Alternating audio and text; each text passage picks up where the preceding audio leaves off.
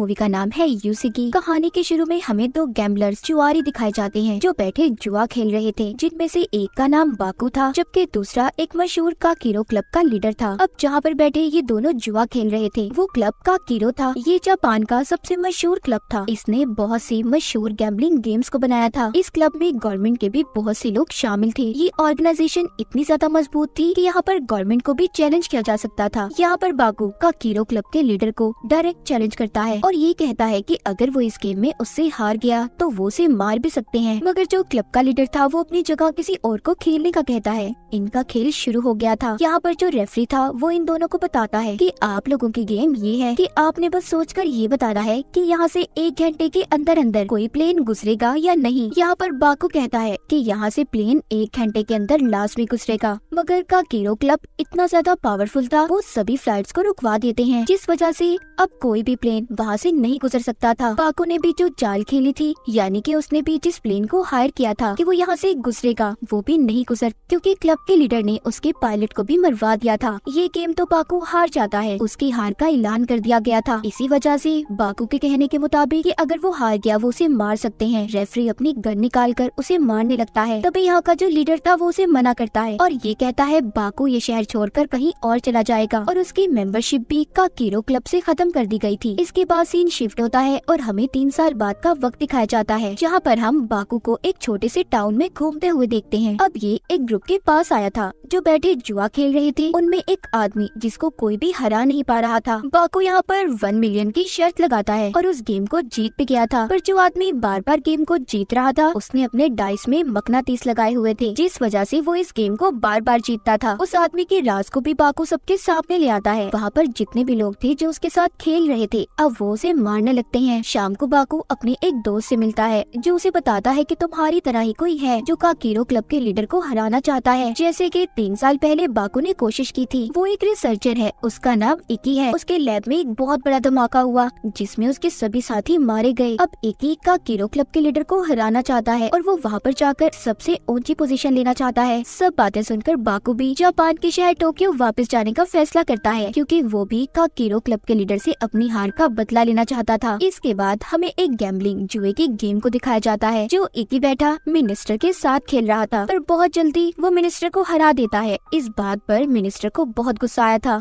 वो अपने साथियों से गेम के रेफरी को मारने का कहते हैं, क्योंकि उन्हें ऐसा लग रहा था कि रेफरी ने इकी की मदद की है। अब रेफरी पर जब मिनिस्टर हमला करवाता है तो रेफरी भी यहाँ पर लड़ाई करने में काफी माहिर था। वो थोड़ी ही देर में मिनिस्टर के आदमियों को और उसे मार देता है, जिसके बाद अब वही रेफरी इकी के पास जाता है और उसका असिस्टेंट बनने की ऑफर करता है, जिस पर इकी भी मान गया था। दूसरी तरफ हम बाकू को देखते हैं जो टोक्यो शहर पहुंच चुका था। वो वहाँ पर एक लड़के केजी से मिलता है। केजी दिल का तो बहुत अच्छा इंसान था, पर उसके दोस्तों के धोखे की वजह से उस पर बहुत बड़ा कर्ज चढ़ चुका था। बाकू को उसकी ऐसी हालत पर बहुत तरस आता है और वो उससे ये कहता है कि अगर तुम चाहो तो तुम्हारा कर्ज मैं अदा करने में मदद कर सकता हूँ। केजी जो बहुत परेशान था वो उसकी बात को मान जाता है। शाम को अब ये दोनों एक क्लब में जाते हैं जो बाकू की दोस्त का था। यहाँ पर बाकू के पास अब जो भी पैसे थे वो उससे गेम खेलता है और अपनी चालाकी से गेम को जीत गया था। क्लब में सभी बाकू की इस जीत पर बहुत हैरान थे। उसके दोस्त को भी उसकी ऐसी जीत पर हैरानी हो रही थी, क्योंकि उसने 5 मिलियन को जीता था। अब वो सारे पैसे केजी को दे देता है ताकि वो अपना कर्ज अदा कर दे और आसानी से अपनी जिंदगी गुजार सके। बाकू उसे सारे पैसे देकर और गुड बाय बोलकर वहाँ से चला गया था,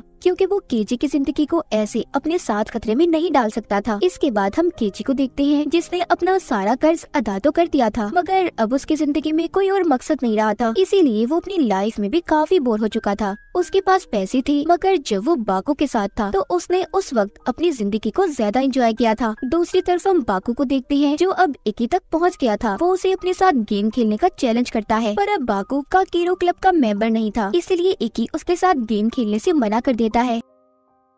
जिसके बाद बाकू अपने दोस्त के पास क्लब में जाता है। वो उससे मदद मांगता है क्योंकि वापस से वो काकीरो क्लब का मेंबर बनना चाहता था। उसकी दोस्त बाकू से कहती है कि तुम्हें किसी ऐसे इंसान को तलाश करना होगा जो खुद तुम्हें अपनी मर्जी से क्लब की मेंबरशिप, उसका कार्ड तुम्हारे हवाले कर दे, तभी तुम दोबारा काकीरो क्लब के मेंबर बन सकते हो। उसकी दोस्त उसे एक बूढ़े आदमी के बारे में बताती है जिसके पास काकीरो क्लब की मेंबरशिप थी। वो कहती है वो आदमी तुम्हारे काम आ सकता है, पर वो थोड़ा पागल है, तुम्हें संभल कर उससे मिलना होगा। वो ही है जो तुम्हें अपनी मेंबरशिप दे सकता है। बाकू की दोस्त उसे कुछ और बताती, वो उसकी आधी बात सुनकर वहाँ से चला गया था। अब जब बाकू जा रहा था तो उसे दोबारा केजी मिलता है, जो दोबारा से उसे ये कहता है कि मैं दोबारा से तुम्हारे साथ रहना चाहता हूँ। बाकू उसकी बात को मान गया था और अब ये बूढ़े आदमी से मिलने का प्लान बनाते हैं, जिसके बारे में बाकू की दोस्त ने इसे बताया था। इनका प्लान ये था कि दोनों उस बूढ़े आदमी के पास गरीब बनकर जाएंगे। अब ये ऐसा ही करते हैं। इनका प्लान कामयाब भी हो गया था। वो बूढ़ा आदमी इनकी ऐसी हालत देखकर इन्हें गैम्बलिंग जुआ खेलने की ऑफर करता है, जिसके बाद वो इन दोनों को अपने घर ले आया था, जो एक जंगल में था। वो बूढ़ा आदमी इन्हें गेम के बारे में बताता है कि इन्होंने उसके कुछ जानवरों को पकड़ना होगा और उसके लिए इन्हें कुछ वक्त दिया जाएगा। अगर तुम ऐसा करने में कामयाब हो गए तो मैं तुम्हें इनाम में 10 मिलियन दूंगा। यहाँ पर बाकू रेफरी से मिलता है, जो काकीरो क्लब की तरफ से आया था। बाकू अब उस बूढ़े आदमी से ये कहता है,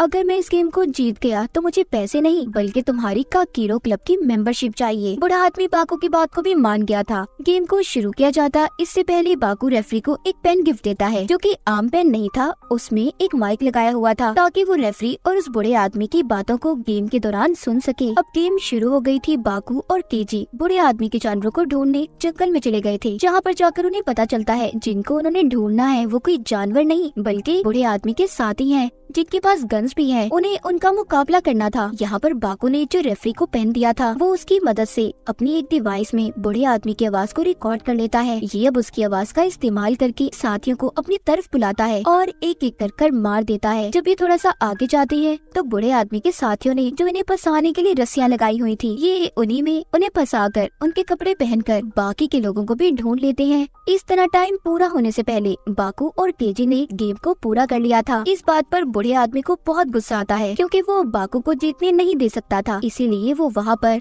एक और आदमी को बुलाता है, जो कोई और नहीं बल्कि उसका बेटा था, जो किसी बीमारी की वजह से मॉन्स्टर में बदल चुका था। पर उसकी एक कमजोरी थी, उसको हर 15 मिनट बाद नींद आ जाती थी। जो बाकू और केजी उसे देखते हैं जो उनकी तरफ आ रहा था, ये दोनों डर जाते हैं और वहाँ से भाग गए थे और एक गोदाम में जाकर छुप जाते हैं, जिधर उन्हें बेहोश करने की दवा मिलती है, जिसको देखकर बाकू को अब एक आइडिया आया था। वो अब उस दवा का इस्तेमाल करके बूढ़े आदमी के बेटे को बेहोश कर देता है। थोड़ी देर बाद ही वो बूढ़े आदमी से मेंबरशिप कार्ड हासिल करने में कामयाब हो गया था, यानी कि उसने वक्त पूरा होने से पहले इस गेम को जीत लिया था। अब जब इनके पास रेफरी आता है तो वो केजी को काकीरो क्लब का मेंबर बनने की मुबारकबाद देता है, मगर केजी ये सुनकर काफी हैरान हो गया था। यहाँ पर हमें पता चलता है कि काकीरो क्लब के लीडर ने हमेशा के लिए बाकू की मेंबरशिप को कैंसिल किया था और यही वजह थी बाकू अपने साथ केजी को लाया था ताकि वो इसके खेल में उसके काम आ सके। इसलिए बाकू ने अपने बदले की मेंबरशिप केजी को दिलवाई थी। केजी जो कि रेफरी को मेंबरशिप लेने से मना कर रहा था, पर यहाँ पर रेफरी कहता है तुम फिक्र नहीं करो, तुम्हारे साथ कुछ गलत नहीं होगा, तुम्हें बाकू पर यकीन करना है। उधर दूसरी तरफ बाकू अब बूढ़े आदमी के बेटे के पास जाता है। वो उसका मास्क उतार कर देखता है, जो कोई मॉन्स्टर नहीं था बल्कि उसकी ट्रेनिंग ऐसी की गई थी कि वो एक मॉन्स्टर लगे, पर वो अभी भी एक आम इंसान था। बाकू अब उसका मास्क हटाकर उसे अपने साथ शामिल होने की ऑफर करता है। बूढ़े आदमी का बेटा भी उसकी टीम में शामिल हो गया था।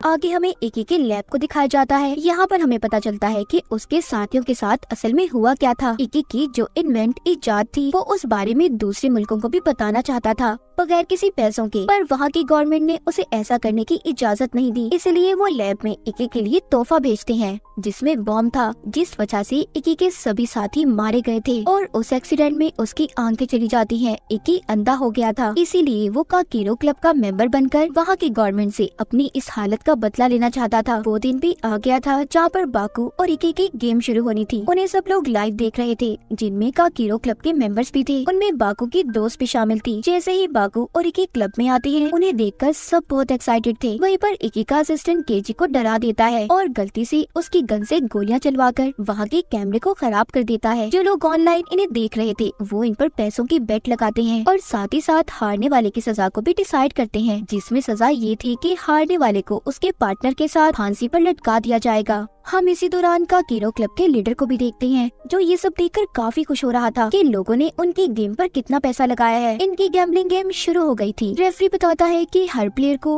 अपने ओपोनेंट यानी दूसरे से कार्ड लेना होगा बगैर देखे और फिर उन कार्ड्स को अपने कार्ड के साथ मैच करना है। इन्हीं में वो एक ओल्डमेट कार्ड्स के बारे में भी बताता है, जिनमें टोटल 5 तक नंबर थे। अगर किसी प्लेयर के पास टोटल 11 नंबर हुए तो वो हार जाएगा। यहाँ पर रेफरी ये भी कहता है कि आप दोनों किसी भी चाल का इस्तेमाल कर सकते हैं, मगर शर्त ये है कि दूसरे प्लेयर को इस बारे में कुछ भी पता न चले। पहला राउंड शुरू हो जाता है जिसमें इकी सही कार्ड लेता है, जबकि बाकू पहली बार में ही ओल्ड मेट कार्ड को चूज कर लेता है, जिसे देखकर सब परेशान हो गए थे। पर बाकू को तो जैसे कोई फिक्र ही नहीं थी, वो बिल्कुल रिलैक्स लग रहा था। दूसरी बार में बाकू गलत कार्ड लेता है, जिससे अब वो हार के काफी करीब था। ये देखकर उसके दोस्त और केजी काफी परेशान थी, क्योंकि उन्होंने बाकू पर अपने सारे पैसे लगा दिए थे। तीसरी बार बाकू फिर ओल्ड मेट कार्ड लेता है, जिससे अब उसके नंबर टोटल 10 हो चुके थे। अब जब आखिरी राउंड शुरू होता है तो बाकू को एक की चाल का पता चल गया था। वो एक डिवाइस की मदद से उसके कार्ड को देख पा रहा था, इसीलिए बाकू अपना पसंदीदा बिस्किट खाता है और आखिरी राउंड को खेलना शुरू करता है। उसे पता चल गया था कि इकी कैमरास की मदद से सब कुछ देख पा रहा है। वैसे तो वो अंधा था, पर किसी ने उसके अंदर ऐसी डिवाइस को लगाया था जो सीसीटीवी कैमरास के साथ जुड़ी थी। यहाँ पर बाकू अब अपनी चाल खेलना शुरू करता है। वो इकी के कार्ड्स को देख लेता है, जिससे अब वो ओल्ड मेट कार्ड को आगे रखता है। इकी उन्हीं कार्ड्स को लेता है। अब इकी के पॉइंट कम और बाकू के ज्यादा होने लगे थे। जब इकी की असिस्टेंट ये देखती है कि बाकू बेईमानी कर रहा है, तो वो अपने बॉस इकी को बताने लगती है, पर यहाँ पर कोई भी किसी की मदद नहीं कर सकता था, इसीलिए रेफरी उसे चुप रहने का कहता है। बाकू गेम को जीत चुका था और इकी के बारे में भी वो सबको बता देता है कि इसने सारे खेल में बेईमानी की है। अब ये सब देखकर इकी के असिस्टेंट को गुस्सा आ रहा था। वो बाकू पर हमला करने वाला था, तभी रेफरी उससे लड़ता है और इसी लड़ाई में इकी का असिस्टेंट मारा जाता है। अब जैसा कि हारने वाले को फांसी पर लटकाया जाना था, इकी और उसके साथी के साथ ऐसा ही होता है, पर मरने से पहले इकी ने अपनी हार को कबूल कर लिया था। कहानी के आखिर में हम बाकू और उसके साथियों को देखते हैं, जो गैम्बलिंग एरिना यानी कि जुआ खेलने वाले क्लब में जा रहे थे। और इसी के साथ ये कहानी यहीं पर खत्म हो जाती है।